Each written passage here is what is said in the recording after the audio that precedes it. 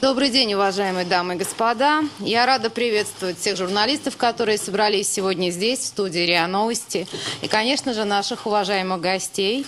Мы начинаем брифинг, который посвящен выходу в свет первого номера Вестника Национального антитеррористического комитета и образование в составе Национального антитеррористического комитета информационного центра. В 1990-х годах, я думаю, мы еще и не представляли о том, что, во-первых, будет Национальный антитеррористический комитет, во-вторых, будут планироваться какие-то серьезные контртеррористические мероприятия, и что когда-то мы придем к тому, что необходимо издавать какое-то серьезное издание, посвященное проблемам борьбы с терроризмом.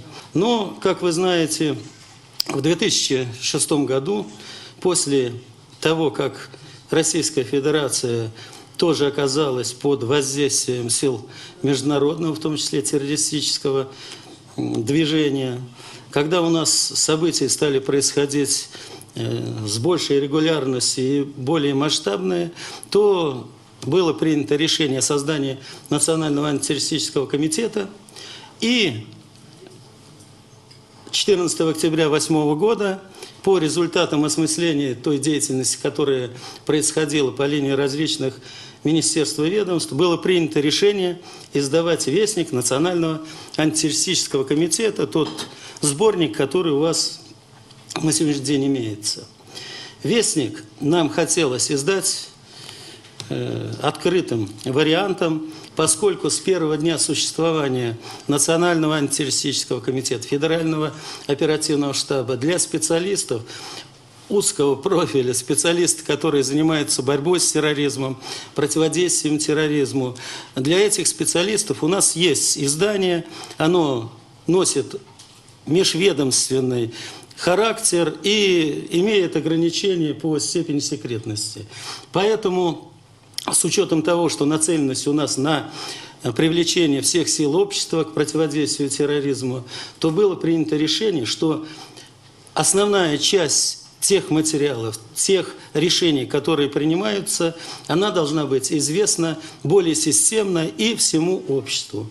Поэтому этот журнал, этот вестник Национального антитеррористического комитета, он, во-первых, является и практическим, и научным изданием. Здесь создан специальный раздел, в котором мы приглашаем наши научные кадры для того, чтобы они могли поделиться своими мыслями о перспективах развития всей системы, общегосударственной системы противодействия терроризму. Спецслужбы ведут свою работу, оперативно-розыскную, следственную, информационную, взаимодействуют между собой, но достаточно часто общество об этом не знает, и это понятно. Это тайная война, поэтому не все становится достоянием гласности. И тем не менее является важнейшей задачей своевременно сообщать нашим согражданам, что произошло, где произошло, четко, внятно сказав об этом, поскольку неизвестность всегда хуже. Дать четкую направленность действий для людей, как поступать в том или ином случае, как действовать. И при этом не вооружить террористов знанием каких-то шагов, которые предпринимают силы правопорядка и органы безопасности. В развитии работы Национального антитеррористического комитета и Федерального оперативного штаба, оперативных штабов на местах по информированию населения принято решение придать новый импульс этой работе. С этой целью руководство НАК приняло решение о создании информационного центра, который должен, в общем-то, учесть все недостатки, которые, как всегда, имеют место в этой сфере, и постараться на новом витке сделать очень мощную такую систему оперативного информирования. Что же предполагается? В короткие сроки мы должны создать, и она должна заработать достаточно быстро, систему экстренного информирования. Учесть при этом опыт Центра общественных связей ФСБ, пресс-служб МВД, МЧС в первую очередь, ну и, конечно, собственную работу НАКа. Обеспечив максимальную оперативность передачи информации, ну, так скажем, будем рассчитывать на то, что в течение получаса мы должны эту информацию довести до граждан. Предельную точность этой информации для того, чтобы она была воспринята соответствующим образом. Поэтому потребуется и проверка, и перепроверка. Это достаточно серьезная технология, как вы понимаете, с учетом предмета. Это регулярная периодичность информирования граждан, то есть и средства массовой информации о развитии ситуации, развитии обстановки, особенно в рамках развития контртеррористической операции. Разработана специальная форма экспресс-информации. Я могу вам ее продемонстрировать. Вот такая форма. Ну, особо ничего, может быть, нового в этом нет, но она стандартизованная. И такие информации, уже 5 информаций мы направили в информационное агентство и будем, по-видимому, продолжать это делать и дальше, снижая до минимума период прохождения и согласования этой информации. Как вы понимаете, эта задача достаточно сложная. Отрабатываем с коллегами по Национальному антитеррористическому комитету, я имею в виду вот со всеми этими участниками НАКО, как мы будем взаимодействовать в этом плане. Создана специальная межведомственная группа, и в рамках работы группы будем работать дальше. Мы очень часто видим сейчас и слышим последние годы о той или иной территории, которая объявляют зоной контртеррористической операции, там сейчас Дагестан, Ингушетия, где-то еще бывает вот уже как более точно в округе, в новом, недавно созданном округе. Скажите, пожалуйста, вот с точки зрения профилактики, здесь какая-то будет у вас специфика в работе по Кавказу?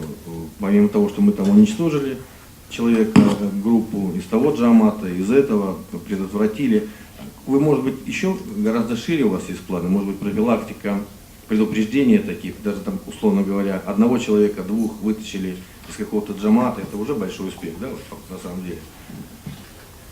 Создание системы противодействия терроризму в Российской Федерации, оно именно и связано с тем, что вместо одной задачи борьбы с терроризмом, помните, у нас закон назывался «Закон о борьбе с терроризмом», а потом он преобразовался в закон о противодействии терроризму. И очень много было сторонников того, что так не должно быть, надо с терроризмом бороться. Но умные головы, которые принимали участие в создании этой новой нормативной базы, и она, кстати, сейчас действует и на пространстве СНГ, как модельный закон пока, о противодействии терроризму, он предусмотрел, что противодействие терроризму включает в себя 3 направления. Первое – это профилактика терроризма, предупреждение терроризма. Вторая – борьба с терроризмом. И третье – ликвидация или минимизация последствий. Поэтому вот слово «противодействие» очень успешно и правильно заменило слово «борьба». Это первое. Второе – федеральная целевая программа «Антитеррор» 2008-12 или теперь 2009-12, она первым разделом включила в себя именно мероприятия по противодействию терроризму, в том числе противодействию идеологии терроризма. И на это тратятся уже серьезные государственные средства. И головные организации в настоящее время научно-исследовательский институт пограничников и Московский государственный университет уже занимаются активно координацией усилий по этим направлениям. Мы, например, сейчас учим 2 группы работников высшего уровня антитеррористических комиссий на 2-годичной основе, то есть люди будут получать 2-е высшее образование в Ростове и в Нижнем Новгороде, которые будут заниматься этой работой на профессиональной основе. На Северном Кавказе, куда идут основные мероприятия направленные, там проходят множество фестивалей, например, «Мир Кавказу», ежегодный фестиваль уже, который привел к совершенно интересным результатам. По крайней мере, те молодые люди, которые участвовали в этом фестивале, потом организаторам рассказывали о том, что очень жаль, что этим не занимались вы ранее, поскольку здесь нет разницы. Чеченский представитель, русский представитель, татарский представитель, там, то есть там выравнивается, вот как было когда-то, выравниваются интересы наций, народностей всех населяющих Российскую Федерацию.